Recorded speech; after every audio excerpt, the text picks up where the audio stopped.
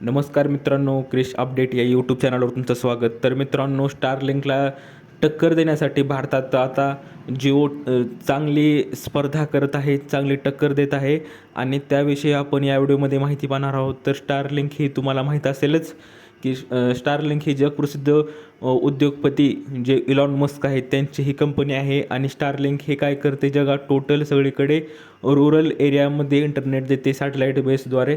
तर आपण सर्व माहिती आपण या व्हिडिओमध्ये पाहणार आहोत. स्टारलिंक आहे काय आणि जिओ कशाप्रकारे त्याची स्पर्धा करू शकते.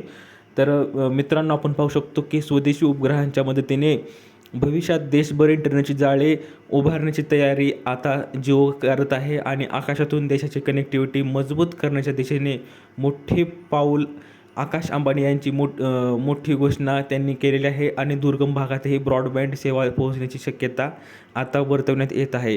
तर टोटल बातमी काय आहे, तर याविषयी आपण माहिती पाहूया.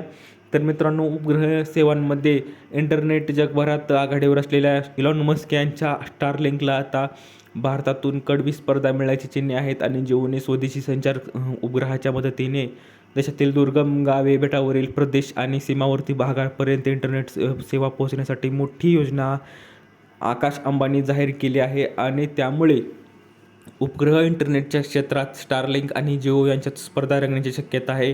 रिलायन्स इंडस्ट्रीजच्या 49व्या वार्षिक सर्वसाधारण सभेत अध्यक्ष मुकेश अंबानी यांनी बहुप्रतीक्षित जिओ IPO बाबत मोठी घोषणा केली. आणि जिओ प्लॅटफॉर्मच्या IPOसाठी मसुदा प्रॉस्पेक्ट मंजूर करण्यात आला असून तो सेबीकडे सादर केला जाणार आहे. याशिवाय AI, हरित ऊर्जा आणि शिक्षण, आरोग्य क्षेत्रातही महत्त्वाकांक्षी योजना जाहीर केल्या आहेत.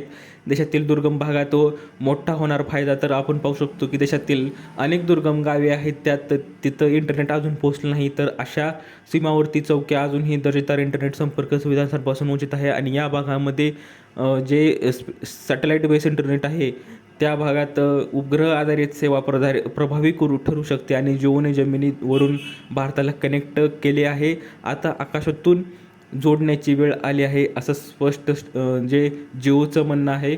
तर अमेरिका, फ्रान्सचे सध्या वर्चस्व आहे. सध्या इंटरनेट क्षेत्रात इलॉन मस्क यांची स्टारलिंक आणि फ्रान्स युटेलसॅट यासारख्या कंपन्यांचे वर्चस्व आहे. जिओच्या नव्या उपक्रमामुळे या क्षेत्रात भारतीय कंपनीची उपस्थिती अधिक मजबूत होण्याची शक्यता आहे. अंतराळातून थेट ग्राहकांपर्यंत ब्रॉडबँड सेवा ही पोहोचू शकते असं जिओचं म्हणणं आहे. तर मित्रांनो, आपण पाहू शकतो की त्यासाठी जिओने IPO बाबत मोठी घोषणा केली आहे. आणि जे पैशाचा प्रस्ताव आहे त्यातही 27,500 कोटी वापरण्यात येणार आहेत रिलायन्स समूहाकडून. तर ही बातमी सध्या येत आहे. तर मित्रांनो, अशी ही अपडेट आहे. तर स्टारलिंकला टक्कर देण्यासाठी जिओनं नवा प्लॅन आखला आहे की कशा तऱ्हेने आपण भारतामध्ये ब्रॉडबँड सॅटेलाईट सेवा पुरवू इच्छितो हे आता काळच ठरवेल. पण सध्या मार्केटमध्ये एकच नाव आहे, ते म्हणजे स्टारलिंक. कारण की ते स्टारलिंकचे खूप सॅटेलाईट आहेत उपग्रह, त्यांच्याकडं पैसा पण आहे आणि त्यांच्याकडं लॉन्च व्हेकल असल्यामुळे ते लवकर प्रक्षेपित करतात आणि इंटरनेट सेवासुद्धा पुरवतात. तर मित्रांनो, येणाऱ्या काळात कोण किती टक्कर देतं हे काळच ठरवेल. तर अशी ही बातमी होती स्टारलिंक आणि जिओची. तर भेटूया पुढच्या बातमीमध्ये, पुढच्या व्हिडिओमध्ये. तोपर्यंत धन्यवाद.